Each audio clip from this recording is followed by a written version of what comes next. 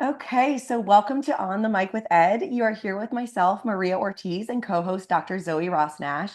We have a truly special guest with us today, Fee. I will let her share a little bit more about her background and what she wants to bring to the table today. But today is going to be all about autism spectrum disorder, the crossovers with eating disorders, and we really just hope that this can be something that people can learn a lot about this integration of those two diagnoses. I'll let Zoe thank our advertisers. Yes, we want to give a special thank you to our advertiser, Alsana. Alsana is an eating disorder treatment center that offers in-person opportunities in both Alabama and California. And then they also have virtual IOP programs for adolescents and adults with eating disorders anywhere in the country. Awesome. All right. Well, Fee, so tell us a little bit about yourself. What prompted you to want to come on this podcast today? What you hope to share with the world this evening? Hi, so I am Fiona Hollings, or Fee, as most people know me these days. And I am autistic, and I am I say in recovery from anorexia. I'm doing really well. So I like to now say I'm nearly completely recovered from anorexia. And I speak about, I guess, my experiences of having or being autistic and experiencing anorexia and how they overlap, how they are separate, how it's influenced my recovery, but also how it's, I guess, for me specifically, not having a diagnosis for a long time impacted my care and like eating disorder treatment and how things changed when we realized I was autistic and we started making some reasonable adjustments to my treatment. So I talk about this kind of a lot in various different forms, podcasts, conferences, all sorts, because it's so important to me. It is so, for me, discovering I was autistic saved my life, and it's completely transformed my relationship with myself, my understanding of the world. So to not go off on one, that's why I like to talk about it. That's why I'm here to hopefully help other people understand, I guess, that experience of the overlap between being autistic and having or experiencing an eating disorder. Yeah, well, first of all, we want you to go off on one. We want to hear all of we want to hear all of it. And I want us to just bring light to some of the language that you're using. Mhm. And I think it's really important that we talk around language and nuances between different experiences and identities. So, and I would love to hear it in your words, but I'm noticing that you're using diagnosis first language. So saying I am autistic, Mhm. where with other experiences, we might say I have anorexia, and it's not I am anorexic. So could you Mm. explain a little bit more as to why within the autism community that's the case? So, and again, this is just my perception of things. I am autistic. That is the way my brain works. I am neurodivergent. That is the wiring of my brain. The anorexia, that is an illness that I have that I'm recovering from and am very much kicking out of the scene. I'm not anorexic. That's not part of my working. That's not me. That's an illness that I'm going to get better from. But autistic, I am autistic. I was born autistic. I've been autistic my whole life, and I will be autistic for the rest of my life. And it's not an illness. It's not anything wrong. It is just a neurotype. I read something once about you wouldn't say you have left-handedness. You'd say you're left-handed. Well, I'm autistic. I don't, and that, it's different for different people who are autistic or prefer to say have autism, that, everyone will have their own preference. And when I first got diagnosed, I used to say, it's interesting how my language has changed. I used to say, I've got a diagnosis of autism. And I think that was very much at a point when I was still really scared about the fact that I had this diagnosis and I didn't really know what it meant. And I guess over the years, I've realized more and more that it's nothing to be ashamed about. It's nothing wrong with me. In fact, it is me. It is the way I am. It's my quirks, it's my strengths, it's my difficulties. And that's why I say I'm autistic, because I'm also right-handed. That is just a really eloquent way of putting that. When you describe that of, yeah, I have left-handedness, we would never say that. No. But it just shows how you just have this true acceptance of how it is intertwined with your identity and who you are.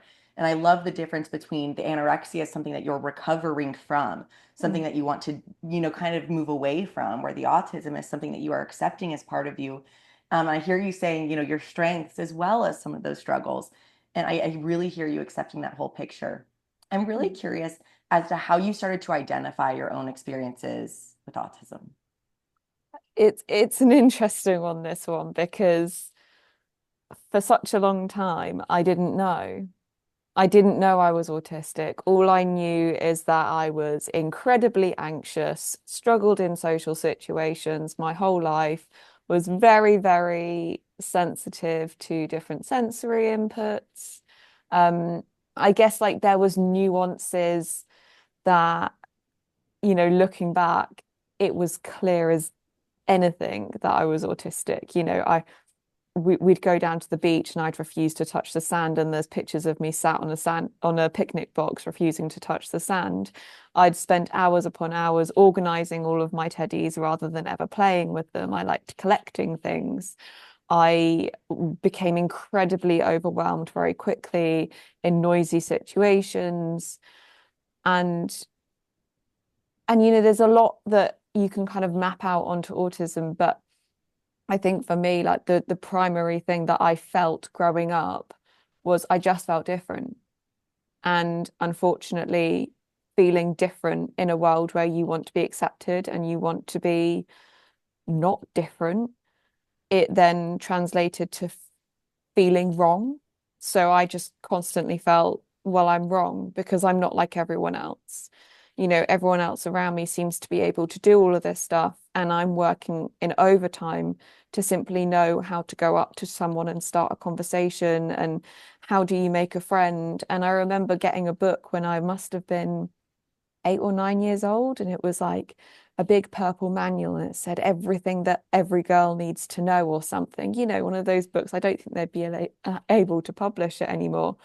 And I thought I had this book that would finally tell me how I could be a successful person. And I think one of the things was like washing egg in your hair, and this is how you maintain it. Like it was so, it wasn't supposed to be taken literally, but obviously I was desperate and I did take it literally. And I think like to translate that into my experiences is I felt like everyone had this book about how to act and behave and how to manage like a quote unquote normal person. And I just didn't know. And I felt different.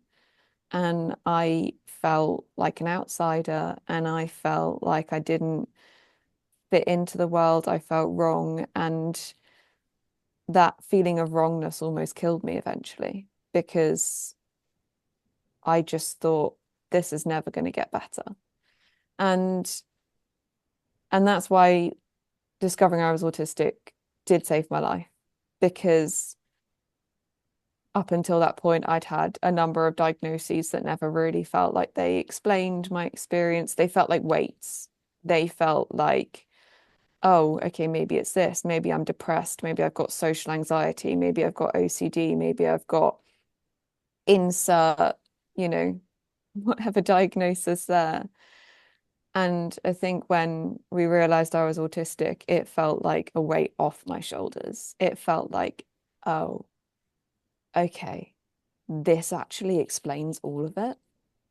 And I think for me, there's the sensory aspects and that kind of stuff. But I think the thing that I've found most difficult growing up was this social aspect, this like really not knowing how to interact with the world and feeling like this world is not set up for me. Like I am so wrong that nothing I do, I'm ever going to fit into it. And like I said, like that, I struggled with my mental health for a long time before I struggled with an eating disorder. And it was just the effects of being neurodiverse in a world that is set up for neurotypical people. And I don't think anyone can ever fully understand how much that can impact someone. And it did. And yeah. Wow. I'm hearing so much of just like this desire of fitting in that felt completely outside of your control. And your external Mhm. environment just felt kind of foreign to you, and you felt like yeah, you Yeah. didn't fit in, you were different, and you were trying to do all these things with the books or whatever to try to control that piece and be like, I'm gonna fit in, gosh darn it. And because you're absolutely right, this world is set up for a neurotypical presentation. And so you're fighting a battle, you're fighting the world, right? Mm. That makes me immediately think of one of the main mechanisms that's probably over talked about in eating disorders, but of control. I have Mm. no control of fitting into my external environment. Mhm. Maybe I can control what's going on in my internal environment. How Yeah. do you feel like your autistic symptoms impacted the progression of anorexia symptoms or presentation?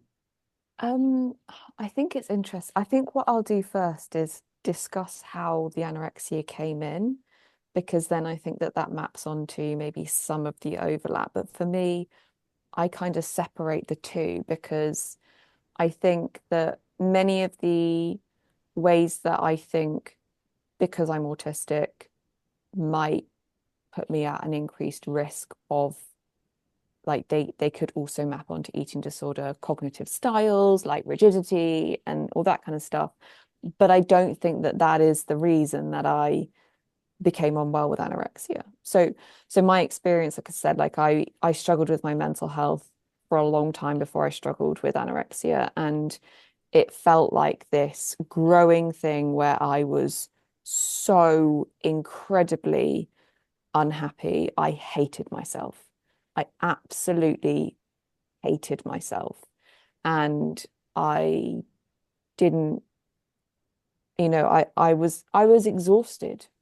I was in what I call the ultimate burnout of feeling like I didn't fit into this world, trying to fit in, still not managing.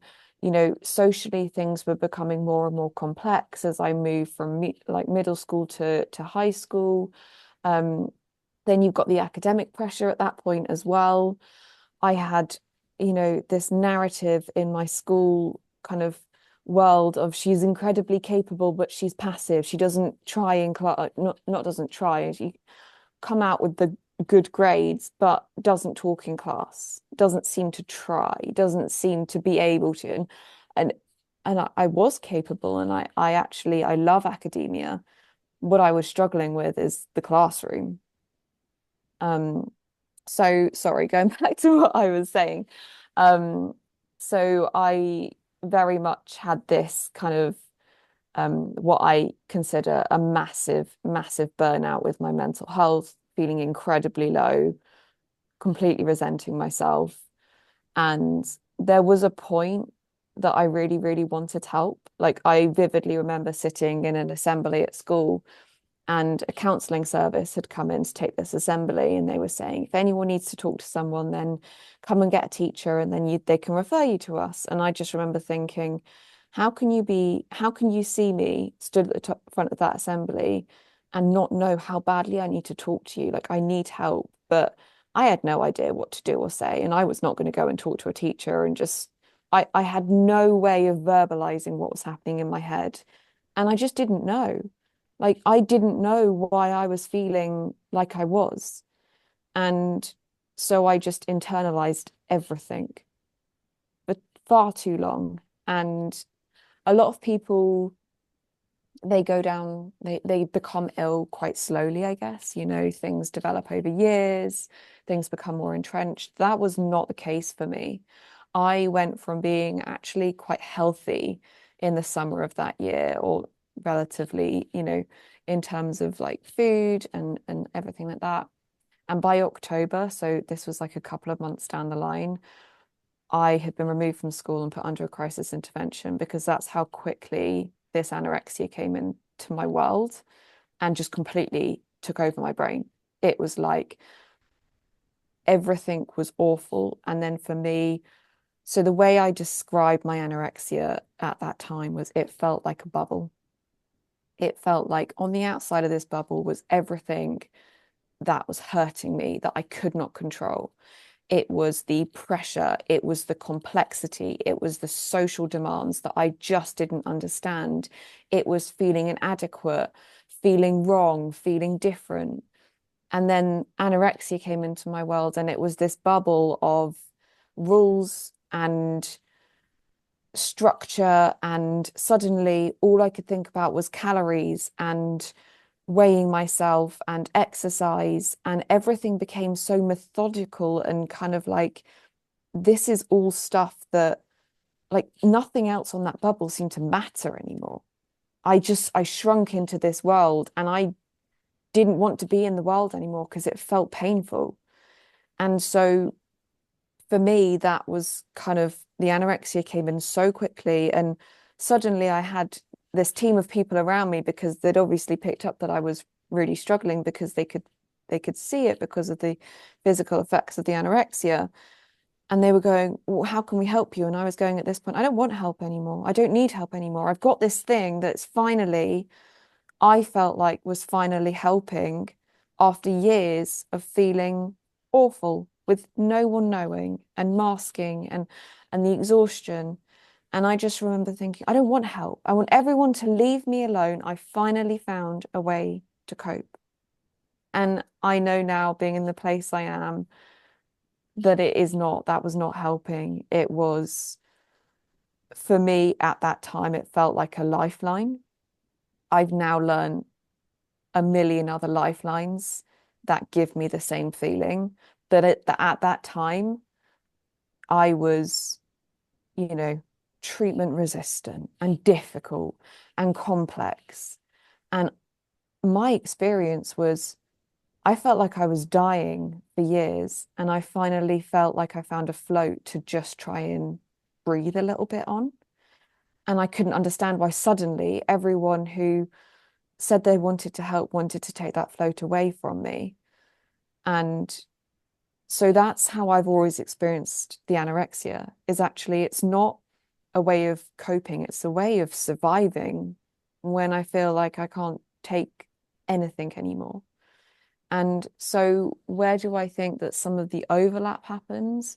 I think a big part of it for me, the biggest part, is that feeling of wrongness that I felt in the world. Whereas with the anorexia, you can do things right.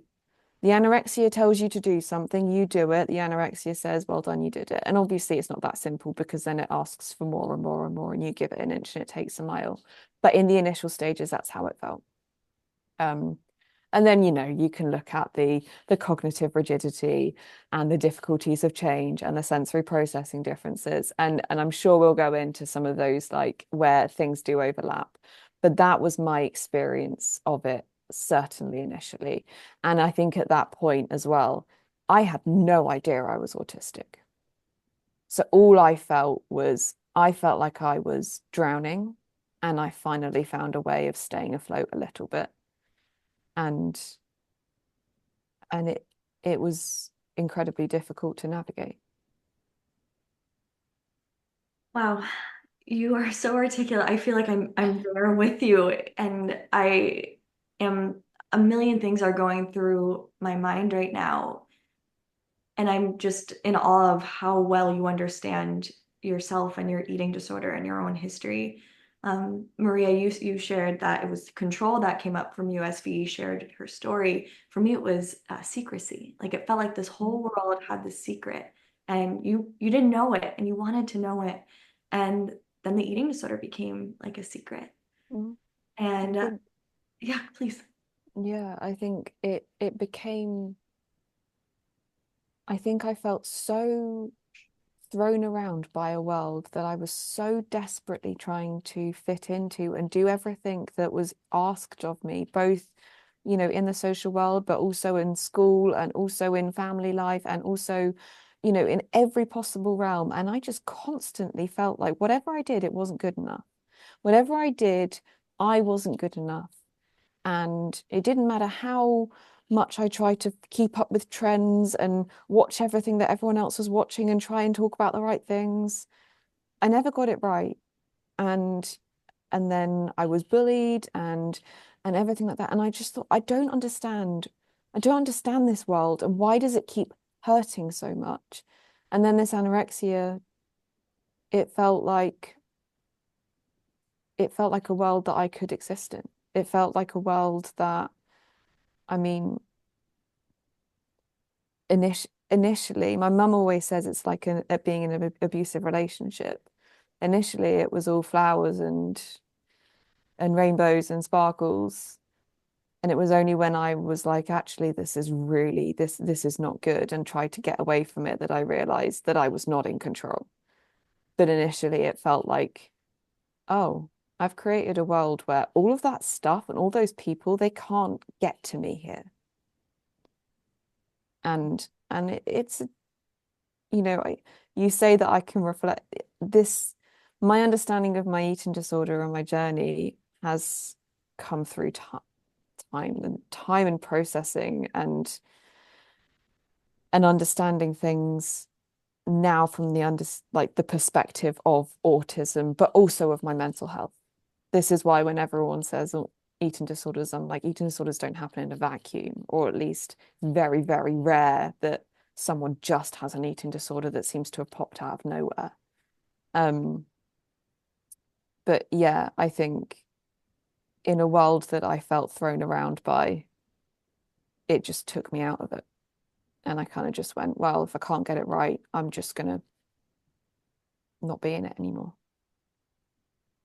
I think that you bring up a really important perspective that people need to hear about the diagnosis of anorexia. When you said a sentence, it actually kind of hit me a little bit. I'm recovered myself um, Mm. from an eating disorder, and I remember saying the sentence that started really similar to yours, and it said, "I describe my time in anorexia as a form of bliss." And that Mm. usually would like take people surprised. And I'm like, of course, it ended quite poorly, right?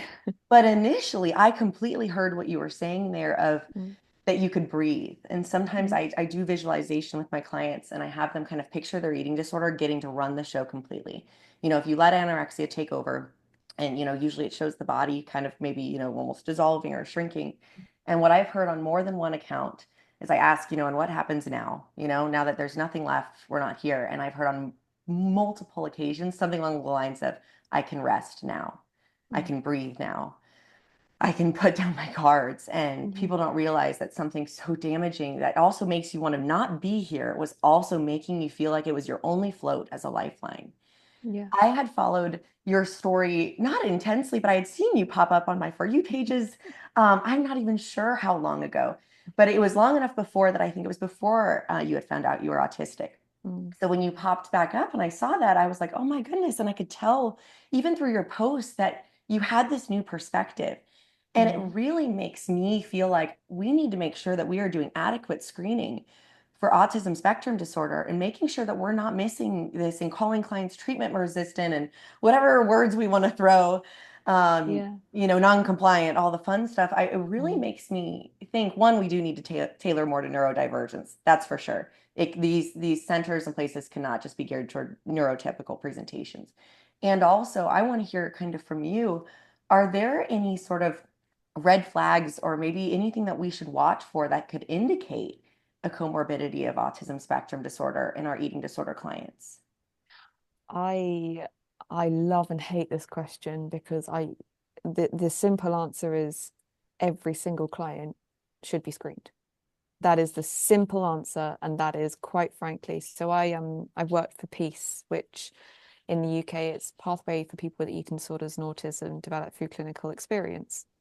So it is a specifically looking at adapting treatment for autism. And the first thing that we implemented in where I worked in the child and adolescent services was screening. And so I know that the statistics, and they're probably from about 5 years ago, where they thought it was about 20% of people with an eating disorder are also autistic. Now that was 5 years ago. And I don't know any more recent statistics, but I guarantee you that has gone up. Now, if you're thinking 1 in 5 people with an eating disorder is autistic, that is what it was 5 years ago.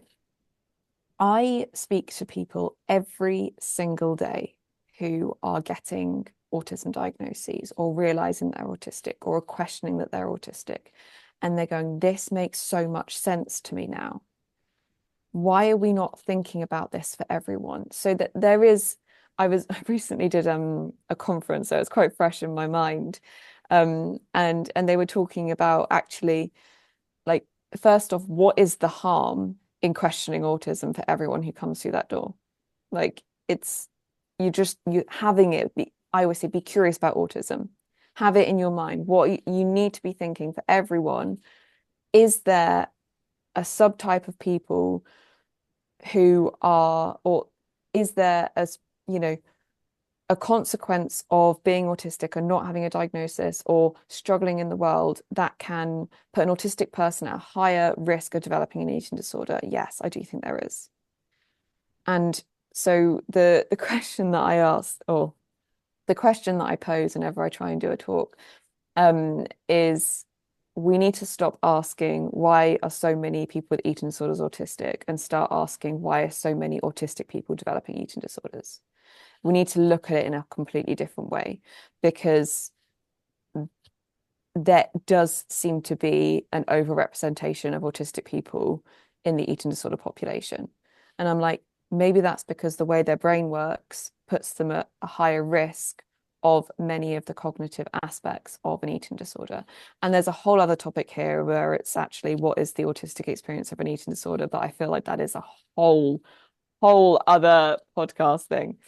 So things to be, I guess, looking out for, thinking about actually differences in that presentation of an eating disorder.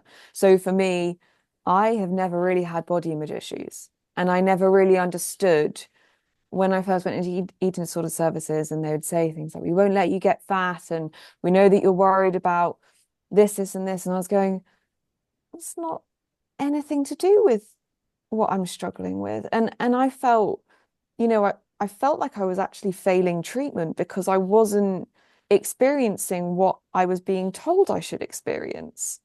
And I was going, but I don't look in the mirror and see a fat person. I don't have that element of body dysmorphia. I always say I have body image issues typical of a person my age. Don't love my body at all. But it's never been a reason and a factor in my eating disorder. So I think looking at nuances in the presentation, you can look at, sensory sensitivities. Is someone really, really struggling? And everyone always goes straight to food. And I always try and put it back because obviously food is important, but so is the environment.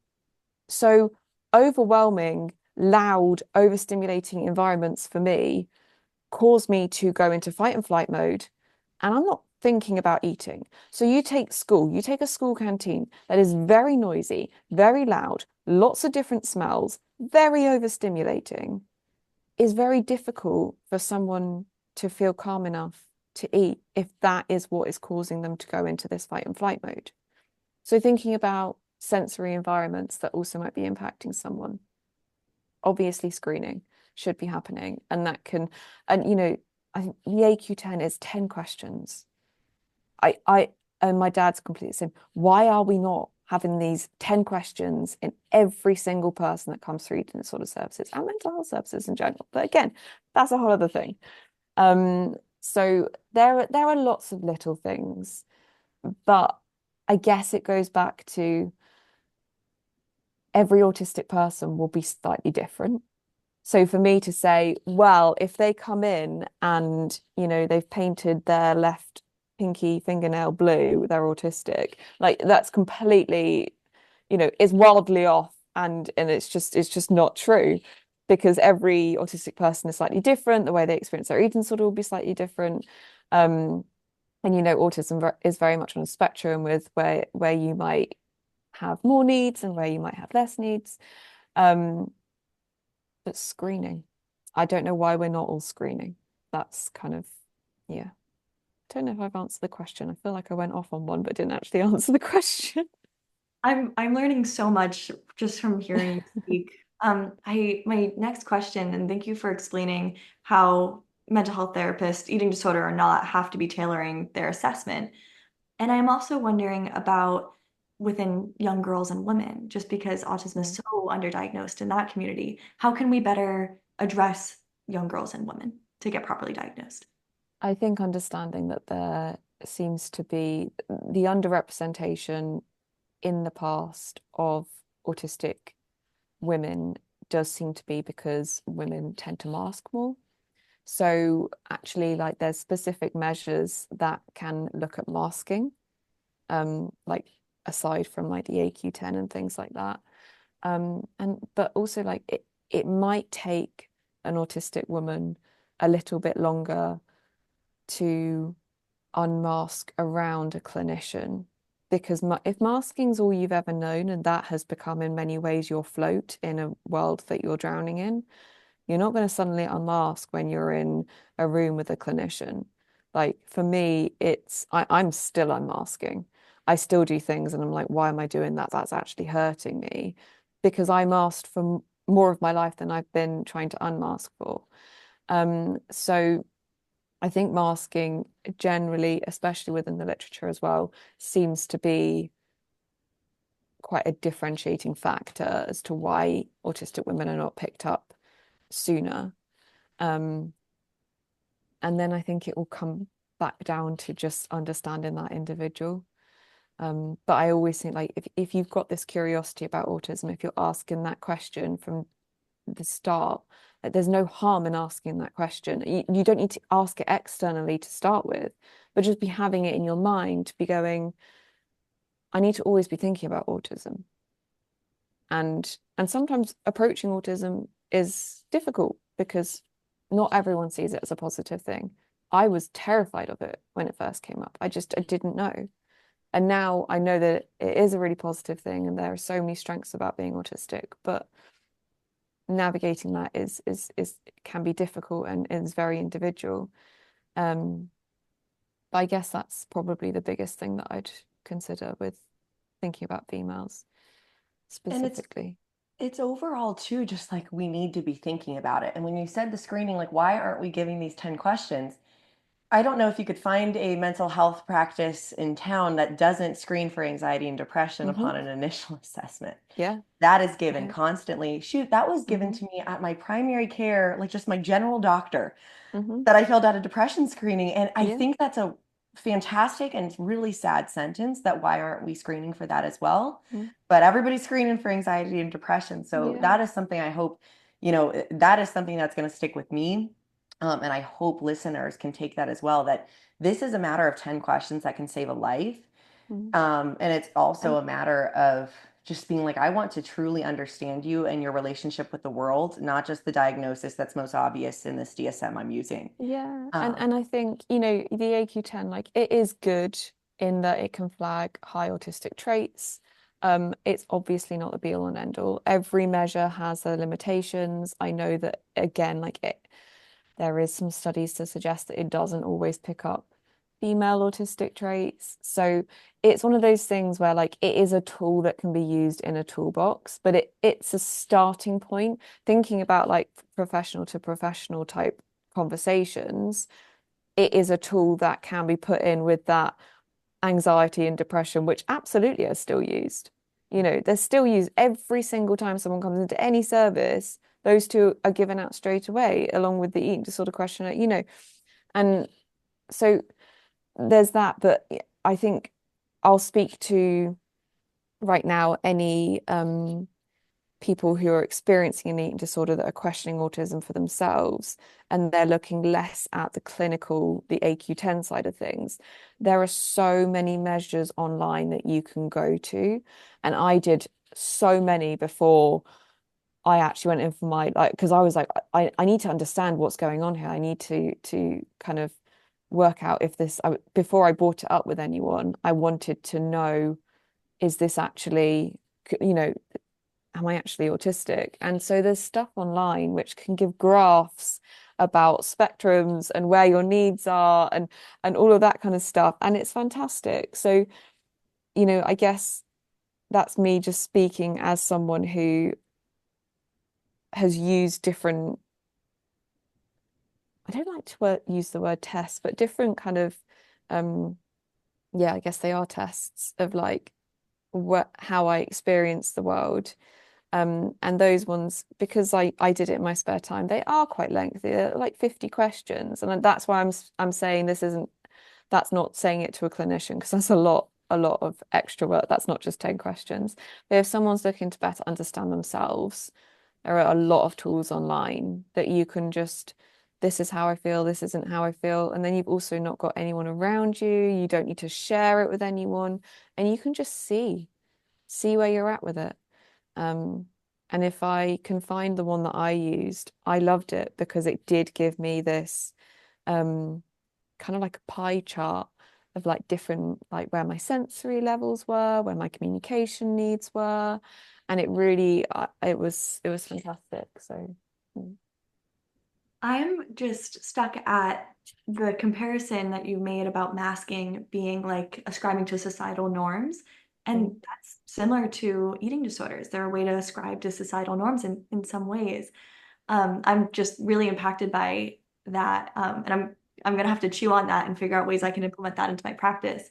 Um, so how do you suggest supporting clients who are recognizing that we are engaging in eating disorder behaviors and also potentially don't want to mask their autism experience? mm. So like, and this is where like, if I gave you an answer now, that would be completely unethical and wrong and also false because there's not an answer. Mm. It's the way that I have always seen it and the way that I view it in my head is nurture the autistic person.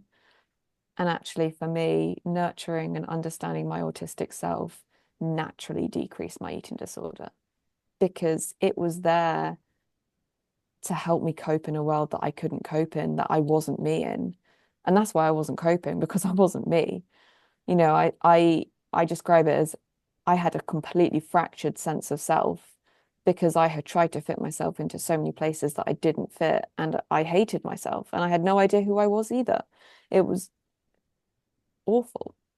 And so I think for me, having a safe space to actually be like, what's actually important to me? Like, what do I want to think about? You know, one of my special interests is musical theatre, and I love musical theatre. If you follow me, you'll know that. I will talk about musical theatre for hours and hours and hours and hours and hours, and most of my room is covered in musical theatre related things. I did not allow myself to have that interest for so many years because I was like, well, no one else around me is interested in musical theatre. They're all interested in Twilight or whatever it was, vampires. I don't know. I really was not interested in it. Um, and and so for me, like nurturing the aspects of me that are me was so important, and having a safe, non-judgmental space to do that was so important. And I look back at my experience of treatment and I get a lot of questions like, what was the treatment that worked? Like, what was it? Because I trust me when I tell you, I think I've tried every therapy at this point. Felt utterly broken in the process of doing so because why have I tried every therapy and it's not working? The best, the best progress I made is actually not in therapy. It's just when I had a safe space with someone to talk about how I was feeling and working out who I was. And actually being like, oh, it's okay to do that. And even thinking about my clothing, like, oh, I can wear the colors that I want to wear rather than what everyone seems to tell me I should wear or what, the latest shops are saying are new in. And I hated all of that. I wanted to know who I was and what I wanted to do, and that I completely lost that. And part of my recovery has been realigning with that, finding it completely. So my account is Finding Fee, and I don't know when I quite created that name. And I've always thought, oh, should I change it? And I'm like, no, because that is my journey. It's not been about recovering. It's been about who on earth am I? What's important to me? And one of the things that's important to me is speaking about it. Another thing that's important to me is musical theatre. Another thing that's important to me is my degree. Another thing, because he needs to get a shout out, is my dog, you know? And it's working out like things that make me me, that that is my recovery. Don't get me wrong, it's important to have the donut. That's not going to get me recovered though.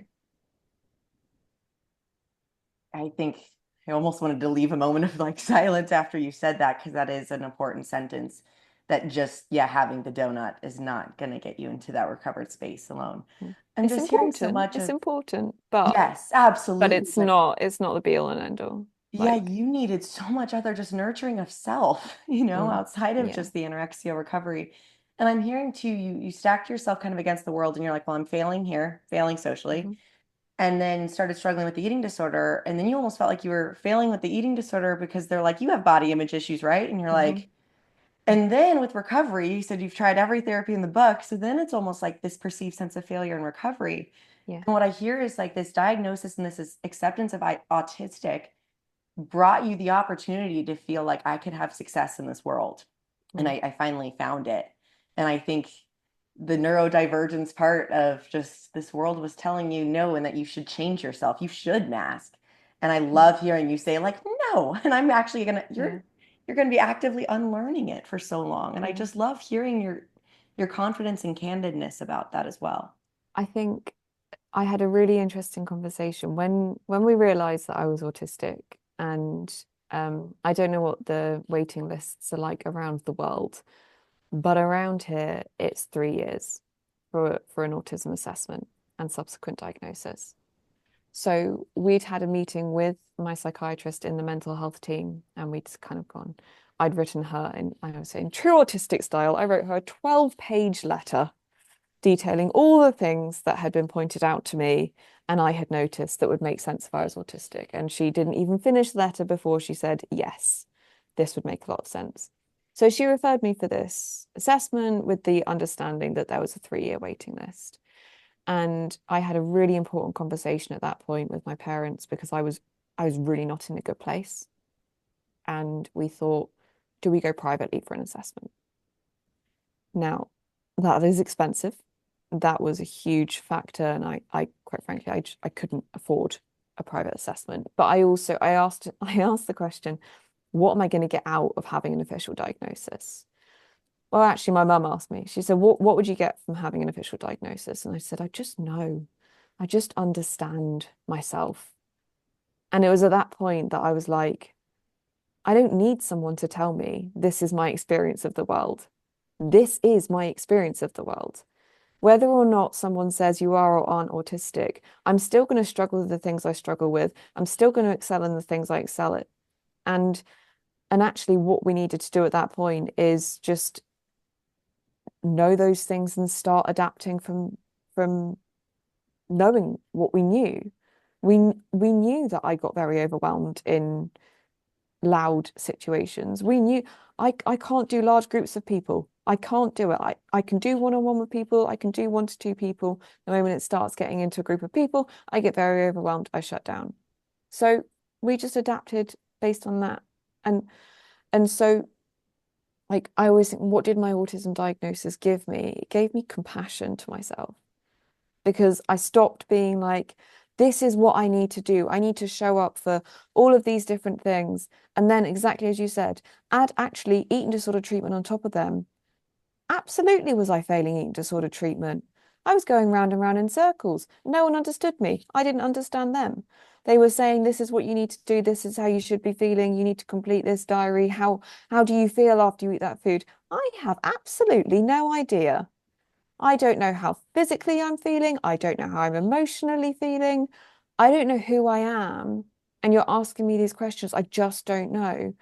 And so, yeah, I probably did disengage because there was another thing I was failing at.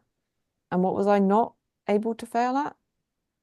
The voice in my head that said, well, if you don't eat that, I won't give you gyp tonight.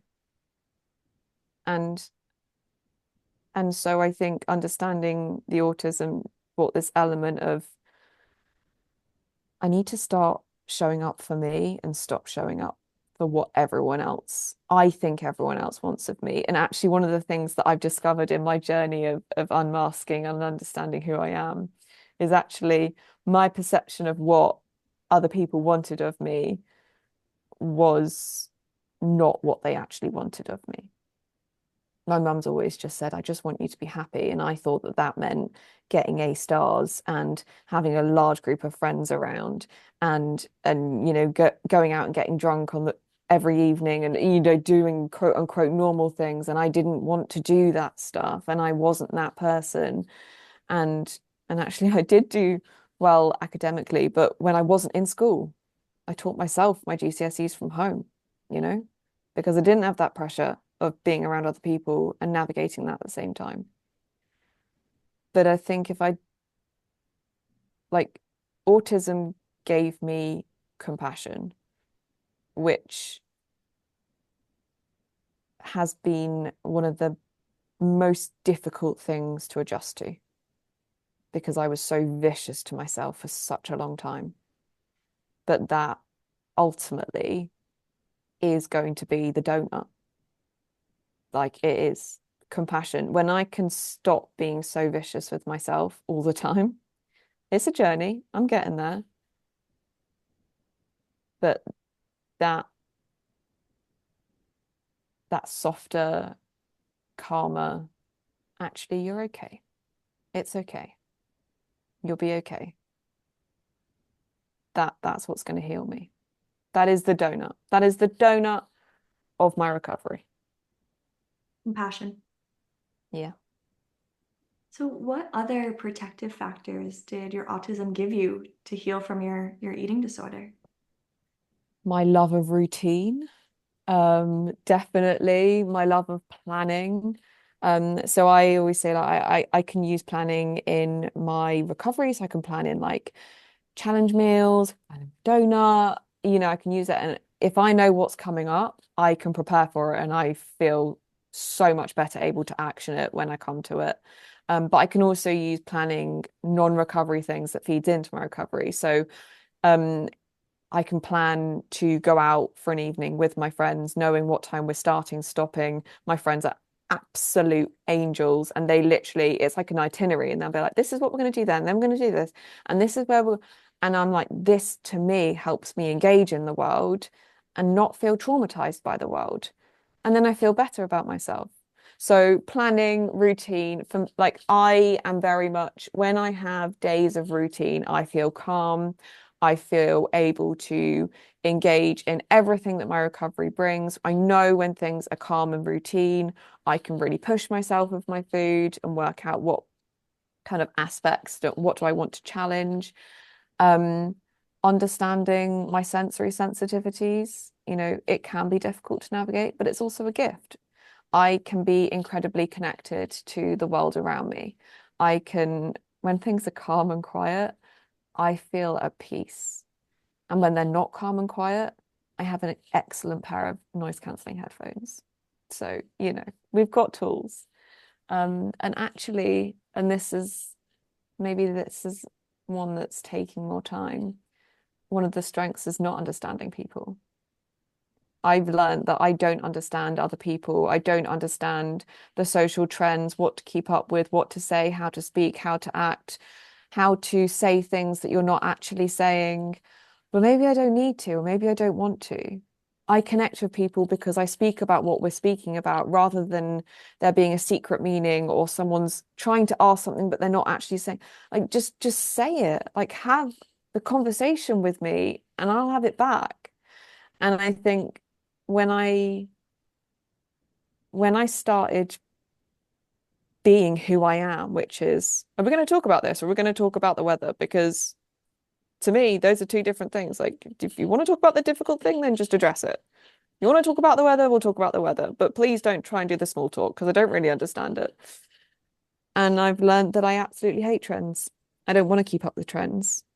I want to do what feels good to me and what makes me happy. And I've learned that that is where I think it probably turned me to the eating disorder initially. It's now become my my weapon against it because I've realized I don't need to be like everyone else. Don't need to follow the trends, don't need to wear the uncomfortable clothing that's supposed to be in fashion. I want to know what's comfortable. I want to wear what makes me feel like me. I want to paint my room the color that I want it to be rather than what I think it should be. And oh, the last one I will just add because this has been really, really helpful in the last couple of years. I love understanding things. So if I can understand like the mechanisms as to why something needs to happen, I feel so much better able to action it. So for example, the psychological theories behind therapies, when I learnt about them, I've been better able to engage in therapy because I'm like, I understand why this is working. And with my physical health. So this is what happens when this happens with restriction or with eating this a certain way or with exercise. Understanding why I was feeling like I was feeling helped equip me for being like, so this is why I need to do it this way then. This is why recovery needs to be like this. I love understanding things. Give me a process. I'm there for processes. So I think those are the ones that kind of leap to mind, I guess. I want to point out that as you were talking about all those things about yourself, you can literally see your face like change. Like you just look so happy, just like describing the things that you love and who you are. And I think that's something that the anorexia tried to take away from you. I don't think the anorexia wanted you to find what you have found today, that you are incredible and that you're allowed to make these choices for yourself. But I could just your face, you're like, oh, and this one. It was just like you can tell that you're finally getting the joys of the world that you just didn't get for a strong majority of your life. I'm also hearing something I'll take into my practice is the why behind things was crucial for you. And as eating disorder clinicians, oftentimes, we start throwing big words around or using interventions. We explain them, but maybe checking in and being like, do you truly understand the mechanism here? Mm. And checking in to see if people need Yeah. to know more. I'm taking that away for sure, that could be a huge important factor for the I'll buy-in. I'll give you one really quick example is for me understanding the anxiety curve. So I struggled with panic attacks since I can remember, like, and they completely consumed me. And I remember my mum took me to the doctors and they prescribed me a paper bag, as in like breathe into a paper bag and you regulate your breathing. I had no idea what was going on in my body. When I learned that your body cannot physiologically sustain that intense level of anxiety for more than 15 minutes, when I start feeling that panic, the first thing I do is look at the time. And I tell myself, no matter how difficult this is, I know that in 15 minutes' time, it will start to come down. And that, to me, has transformed my way of coping with panic. I still get panic attacks, yes, but I know how to deal with them now. So that is like, I know it's not eating disorder specifically, but it definitely can come up in eating disorder and eating disorder treatment. Is like, okay, what's the time? Okay, cool. Not cool, obviously. But being like, okay, that's the time. This feels awful. It feels like I'm dying. I'm not dying. And in 15 minutes' time, no matter what, this will start to decrease and I will start to feel better. And this time tomorrow, I will be exhausted and I will definitely not be feeling panic. Well, I have a non-eating disorder related question. I need to know your Mm. favorite musical. Come from away. Easy. Okay. Absolutely easy. Come from away. It used to be six, and then come from away. Oh, I've seen it so many times. I just It saw is Six. I'm obsessed with it. I'm a Spring Awakening type of girl. Six is amazing. It was my favorite musical for about 5 years. Then I saw Come From Away. I have taken multiple people to see it, and every time I see it, I literally I'm it's more than a child at Christmas. When it's coming up, I'm like, clear the calendar. I need a few days to prepare for it. I've got Come From Away socks. I've got everything. And unfortunately, they are no longer touring in the UK. Um, but Come From Away, Six is my second, and then obviously you've got like Hamilton, um, Matilda. Oh, so many. I could go off on one, so I'll stick. Okay, Come From Away. Well, I haven't seen that one. Have you seen it, Maria? I've I have seen. not, but now it's bookmarked now, so I'm gonna get on it. We'll go together. Yes. It is just, oh, I just, yeah, everything about it. That is like my happy place. Yeah. Do you feel like clinicians ever asked you any questions like this about who you are, what you liked, or do you feel like they were mostly asking about your pathology and symptoms? I think it was all about the eating disorder for a long time. And I do think there's a time and a place for that. I think if you got someone in the acute stages and you're going, what really matters to you? Like, really difficult. And also, I wouldn't have known for a long time. I would have probably got very angry and gone, what on earth are you talking about? And this is where I'm like, to me, it's not necessarily asking the questions, it's creating a safe space where someone can explore those things when they start to know them. And maybe there needs to be more of an emphasis on creating a space where that can happen. So, like, yeah, you do need to talk about eating disorder symptoms. You do need to work on reducing behaviors. Like, those are integral parts to treatment. But I actually have a mind map next to me and it says, who am I? And I've had it for quite a few years and I add to it as I go, where I'm like, okay, what matters to me? What do I like? I love llamas. I can't explain it. I've always loved them. Think they're hilarious. Okay, that's part of me. I love musicals. I think we've all established that now. I love the weather. I love learning about every aspect of the weather. I love clouds. And all of those things. And I think, you know, yes, most of the session, especially in the acute stages, should be this is what we're going to do.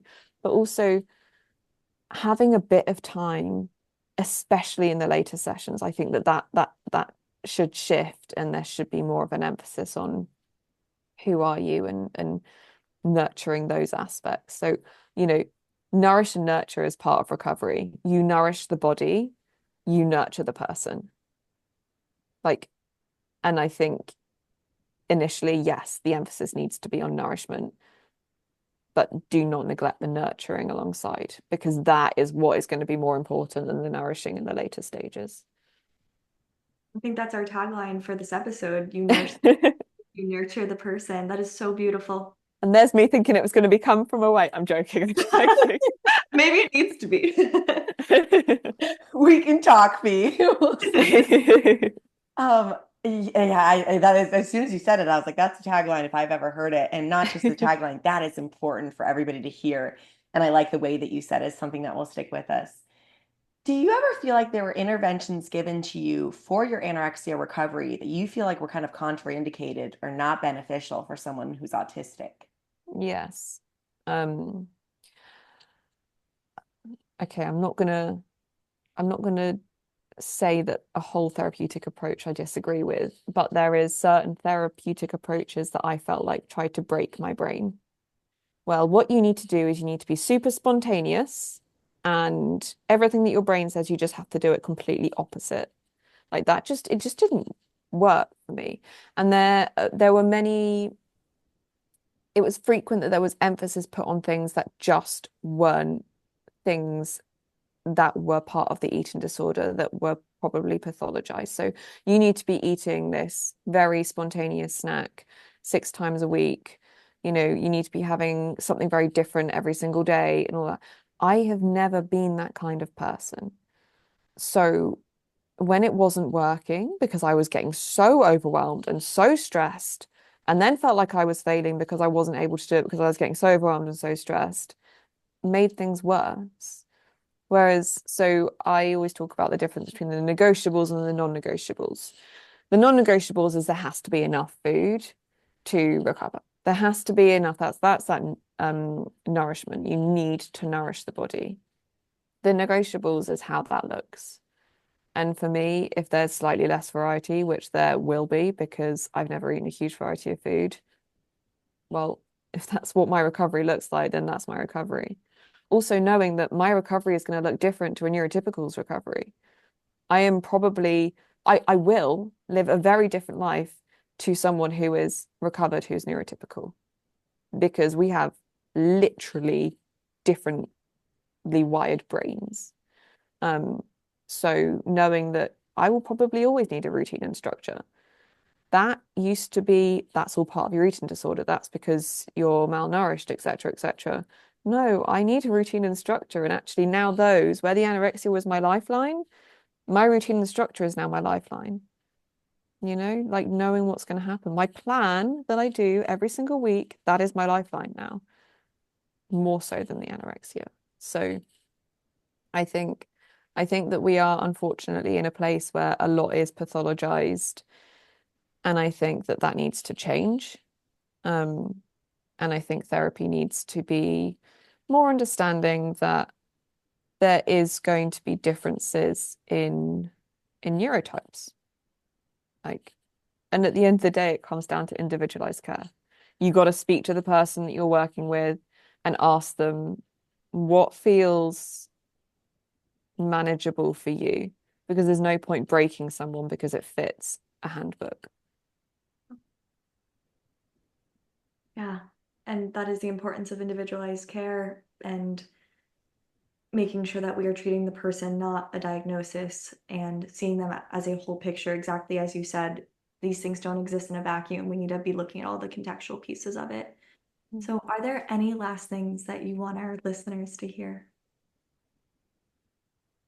Don't think so. Go and see Come From Away. We need to have a group viewing of Come From Away. Yeah. I would be in for that. Fee, we are just so grateful for your voice and your willingness to come on today. I hope that even just one person listening to this can feel heard, can feel seen, and can feel like they can accept diagnoses. And I hope that it can inspire some hope for them that they still have some lifelines out there. They just didn't know they were there yet. So I really, really appreciate your candidness. And I want to say to that person, things can get better.